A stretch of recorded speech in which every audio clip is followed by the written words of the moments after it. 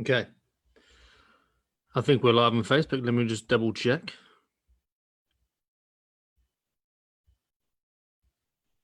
Yep, quick sound check. All good. Hello and welcome to Priority Health Show number 8. I'm excited to have you here with me. I want to thank you in advance for taking the time to, if you're watching this, watch it. And if you're listening on the podcast or on YouTube, for checking me out on those platforms on the replay. So thank you so much for being here. And I'm really, really excited for today's episode because it's going to give you a bit more of a better perspective on weight loss. Okay, so if you're watching this on the live on Facebook, I always appreciate a good like, maybe even a share would be massively appreciated, because I guarantee that there's someone in your friends, in your friendship group, in your family that can benefit from what I'm going to run through today. So yeah, please give this a share, give it a like, so that your friends can see it, your family can see it. And yeah, sound checks are all done, so you should hear any more of me in the background as well. So in today's episode, Priority Health Show episode 8, I want to talk about why you're finding fat loss so difficult, and why your friends or other people that you see out in the world with good physiques, eating whatever they want, aren't finding it difficult. And the truth of the matter is that there's so many factors that influence someone's physique. There's so many things at play when it comes to the physique that somebody has. Okay. And you're only seeing this tiny snippet of someone's life. For example, let's go over to Instagram. There's so many things that you see on Instagram, so many people that you see on Instagram who have abs, have peachy butts, yeah, have the thigh gap or whatever. And you're comparing yourself to them, and there's one picture that you're seeing of them. Now, what you don't see in the background is that these people may or may not have eating disorders.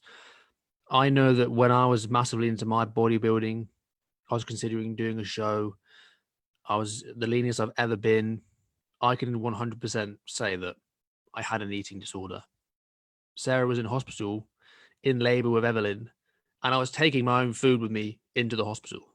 I planned and prepped meals into the hospital, which you don't see this side of things. When you're seeing a picture of somebody or a snippet of someone in the street, you don't see the whole backstory.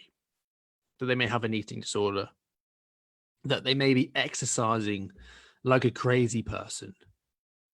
Yeah, you see someone that's got, really slimline physique, you can see their abs or they haven't got much body fat or whatever. You don't know that they're running 10K every single night because they're using this exercise, this running, as a way of controlling their weight because they don't know how to. There's a lot of women that I've worked with who used running as a means of controlling their weight. The more they ate, the more they ran. So you're looking at someone who's got a slim physique saying, I wish I had that. But you're not seeing the lifestyle and the psychological issues that are going on in the background that aren't healthy, if that makes sense. You're also not looking at the background of their life. So as an adult, the behaviors that we have, the beliefs that we have, the way that we do things is fundamentally learned from when we were children.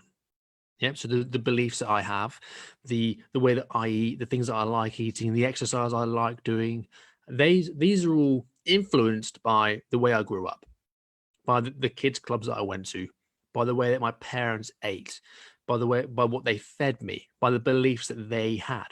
Again, you probably have a very different belief system. If you're trying to lose weight, you're overweight, you probably have a very different belief system to a lot of things compared to someone that is slim and has never had to diet. Yeah. And if you're someone that's never had to diet, maybe your parents had an unhealthy relationship with food, and now you have an unhealthy relationship with food. You then put on weight. Yeah. You may have spent your entire life dieting. And every time you go on a diet, Every time you go into a calorie deficit, whether it's an extreme one or a moderate one or whatever, and then you quit and then you put the weight back on again, you're making it harder and harder. So while someone's had this perfect childhood where they haven't had to, they've had no bad issues with food, they've had no food addictions, all these different things. They've never been given food by their parents as a reward and developed these unhealthy food habits or what have you. It's a very complicated subject that I don't even want to go into, but we're just touching the surface here. And then you're looking back at you, who's, your parents fed you food as a reward. If you start crying, they gave you food to make you happier. You now got this attachment to food. You then put on weight. You then tried to diet. You've tried dieting multiple times. You're at a point where you're desperate to get these fat loss results, and you keep trying to diet more and more, but you're not doing anything sustainable. So you're just making the situation worse.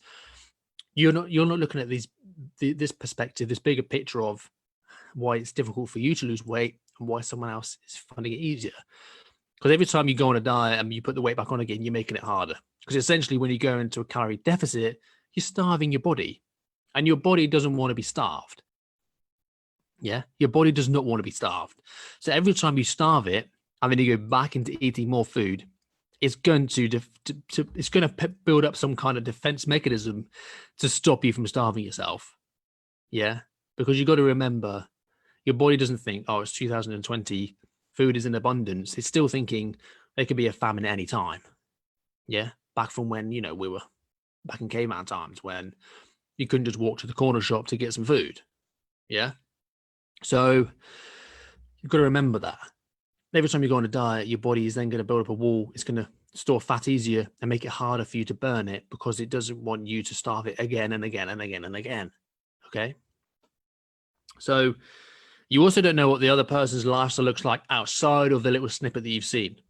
Yeah, they may be eating, say you see someone in Greg's eating a pasty with a decent physique, that could be the only thing they eat all day. They just eat one steak slice, that's all they eat a day, and they're slim. Do you want to live like that? Probably not. Yeah. It's like when you want, I can't remember what the saying is exactly, but if you want to change, if you want somebody else's life, would you be willing to take everything from their life? Yeah. Or do you just want, you can't just take one snippet. Yeah, that you've just seen, or they've got a great physique. I want a great physique, because what comes with that could be a lot of things that you don't actually want. And it comes back to comparison is the thief of joy. You can only lose body fat as fast as you specifically as an individual can lose it. So comparing yourself to other people and hoping that you lost body fat as quick as somebody else is, regardless of where they're on their fat loss journey or the other contributing factors that I've already mentioned, it's just silly. Okay. You've also got to remember, you don't know how active they are. You could have a very sedentary job. You could have a job where you're sat behind a desk all day. You get up late, you drive to work, you sit behind a desk all day at work, on the phone to people, you then drive home, you then sit on the sofa. Somebody else can have a job. Like I've had a few clients who would do like 30,000 steps a day for their job. They had horses, they had dogs, they worked on a farm, they had multiple jobs maybe. And someone doing 30,000 steps a day is going to find it far easier to maintain a slimmer physique than someone that has a sedentary job and is doing 5,000 a day. Yeah, because the person that's got a sedentary job is doing 5,000 steps a day. They're also spending a lot of time bored, a lot of time in the office where people are bringing in cakes and cookies and treats and stuff like that. Someone's working on a farm. They haven't got time to stop and eat all day. So they're doing loads of exercise and not actually eating that much. And that's just how their life is. They haven't planned it. Whereas you're on the opposite end of the spectrum, your sedentary job, food's in abundance, people keep bringing in cakes. You know what I'm saying? You've got to look at the bigger picture. Okay. And a lot of it comes down to your lifestyle. Okay. But also the history of how you ended up where you are and changing that history. Okay. Now I want to just touch quickly on why you can't eat the foods that you like and lose weight like other people. Okay. Let me just get a quick drink.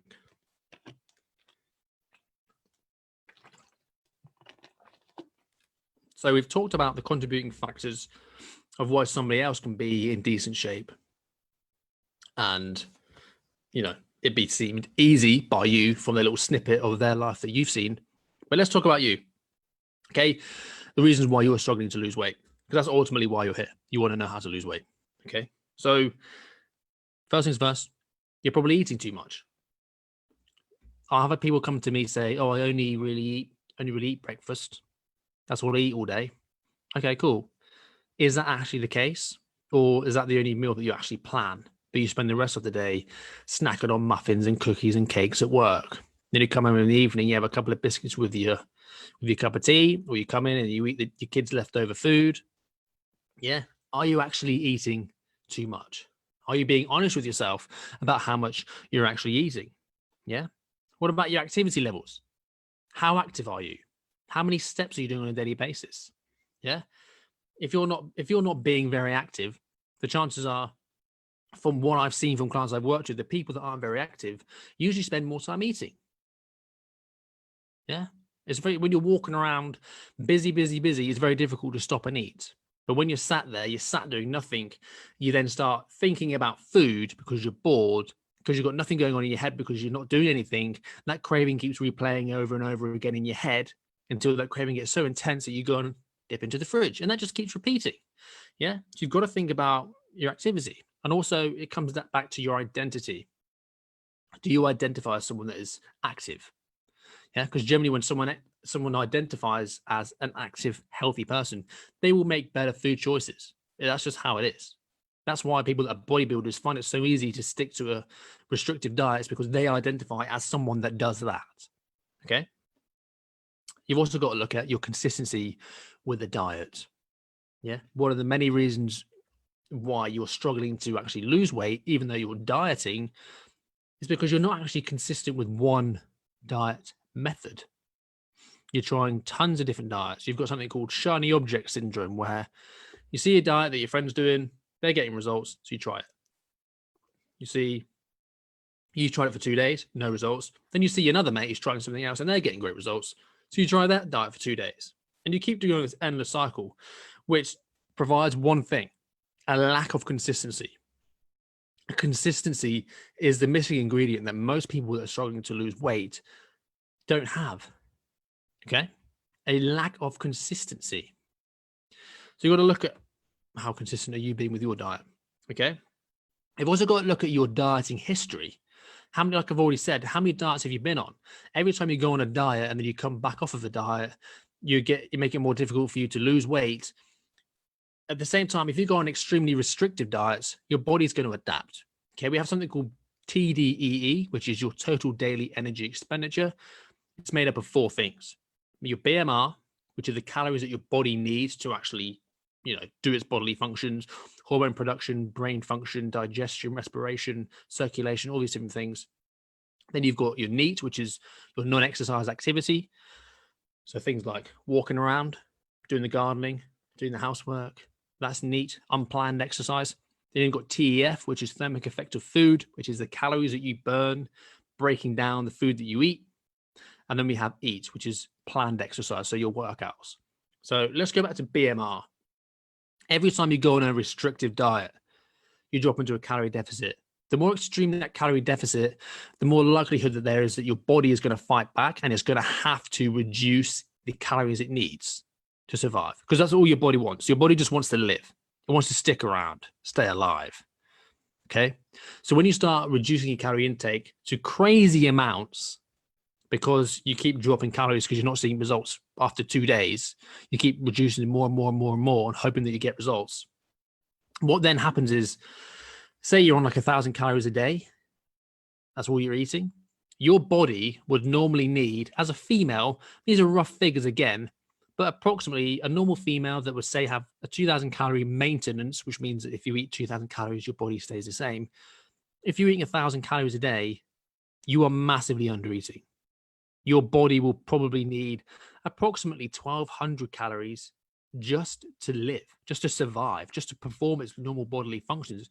And you're not even giving your body the fuel it needs for that. So in order for it to stay alive, it has to downregulate its bodily functions.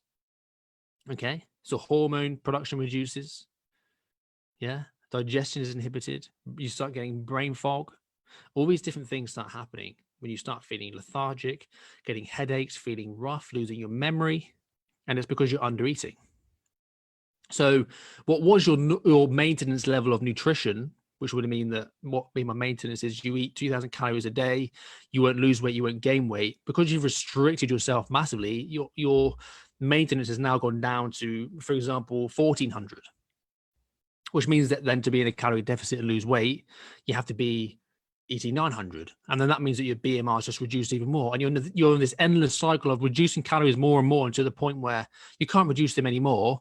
And then you start binging because you've been restricting so much. So what would have normally been a calorie surplus of, say, 1,000 a day is now a calorie surplus of 2,000 a day, because your BMR is so buggered. Okay. So this was the main topic I wanted to kind of get to on this episode of the show, was your BMR and how, these restrictive diets and stuff keep screwing you over. But I had to touch on the whole bigger picture of everything else as well, because it's a very small area of a very broad problem. So you've got to look at your BMR as well. Okay, and we've already touched on eating habits as a child. Yeah, do you have triggers that cause you to overeat? Stress? Are you susceptible to anxiety? Is your lifestyle, your nutrition, your sleep poor, so your mental health is not as good as it could be, so you're more susceptible to anxiety, so you're having more triggers that are causing emotional eating? All these different things. Okay, you've got to look at your eating habits as a whole. Any eating disorders that come from that? Yeah, binge eating, emotional eating, they're all kind of tied in together as eating disorders. Do you have eating disorders that are a roadblock for you, stopping you from losing weight? Okay. And then stress. Stress is a massive contributor to people that are struggling to lose weight. Stressful jobs, stressful lives, cortisol constantly flowing through your body, that is preventing you from losing weight. Okay, because your sleep is inhibited. Okay, you can't relax, you can't stick to a diet. Stress is a massive, massive issue, which I'll probably touch on in a completely separate episode. But what I've covered today is all the reasons why you look at other people that are in great shape eating whatever they want, and why you can't do the same. But at the same time, you can listen to this episode and learn from what I've just touched on and actually make those changes yourself. Okay, so you can address your BMR. You can start eating more. Okay, being consistent with a diet, yeah, with a moderate calorie deficit, you will probably start getting results. In fact, you will if you actually do that. If you actually eat more food and are consistent with being in a very moderate calorie deficit, you can repair your metabolism issues. Okay, then look at your eating habits. Maybe look at getting professional help elsewhere if your eating habits, your eating disorders are massively inhibiting the quality of your life. Yeah.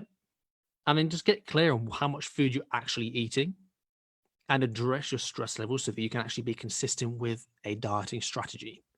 Okay. So we've covered a lot in today's episode. I kind of went hell for leather and threw a lot of information at you. So I would strongly suggest that you go back and listen again to what I've covered today. But that, in a nutshell, like, I could make a separate episode of every single one of these issues that I raised today, that I discussed with you today. But I just wanted to give you a broad perspective, a 1,000,000,000-foot view of why you're struggling to lose weight and why other people don't, because it's a very, very complicated situation to be in. And I can't give you specific guidance because I don't know your specifics. But by all means, if you have specific areas, or if you have a weight loss issue, a health issue that you want my perspective on, you want some guidance and some advice on, by all means, you can message me through Facebook, through Instagram. You can drop me an email, lewis@lewispierce.com, whatever you want to do. Or what you can do is, whilst this podcast is going on and I'm recording this episode live on Facebook, my 5-day challenge for professional women that want more body confidence, that want to lose weight without having to starve themselves and do crazy cardio. Registration is now open for it. So you can hit the link above this video, or if you listen to this whilst registration is open during this challenge or future challenges, there'll be a link to register in the comments or in the show notes of this episode. So thanks again, everybody that's watched. Quite a few viewers coming through as well. Thank you so much for checking out today's episode. Feel free to share it on your feed, because I guarantee that there's going to be a lot of people that you know who can benefit from what I've covered today. Thanks again for listening to today's episode. Thanks for watching. It's been an absolute pleasure. Enjoy the rest of your day.